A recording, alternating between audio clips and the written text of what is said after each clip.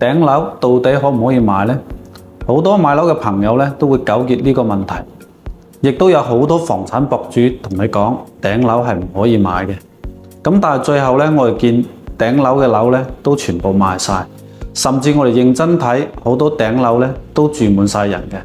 咁呢啲人點解會選擇頂樓呢？咁我結合我喺中山從業13年嘅行業經驗，我同大家分析一下頂樓嘅優缺點。咁首先咧，我哋講下頂樓嘅優點咧。咁第一點嘅話咧，頂樓嘅價錢相對其他樓層嘅話咧，基本上係比較平嘅。咁以中山為例嘅話咧，單價基本上都會優惠1000到2000蚊之間。咁當然嘅話咧，除咗頂樓複式大花園嘅之外啦，第二點嘅話咧，我哋唔需要擔心樓上嘅人會嘈住你。對於睡眠質量差嘅朋友嘅話咧，係特別友好嘅。咁第三點嘅話咧，佢嘅私密性咧係相對比較強嘅。咁就算着條底褲行嚟行去嘅話咧，亦都唔需要擔心樓上嘅人咧盯住你。咁第四點嘅話咧，佢嘅光線視野咧通常都比較好嘅。咁光線好嘅話咧，咁啊代表聚財啦。第五點嘅話咧，唔會感覺俾人哋踩喺腳下，亦都唔會感覺俾人哋喺頭上屙屎，甚至咧有一種居高臨下嘅一種感覺。咁第六點咧，可以喺天台晾晒啲大件嘅物品啦，亦都可以遛遛貓、遛遛狗、種花、種菜，甚至咧我哋曾經睇過天台有人趴住攞晒嘅啦。呢種咧都係屬於一種獨特嘅享受啦。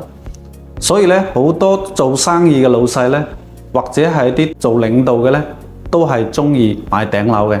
咁凡事咧有利必有弊啦。咁頂樓咧亦都會存在兩個缺點嘅。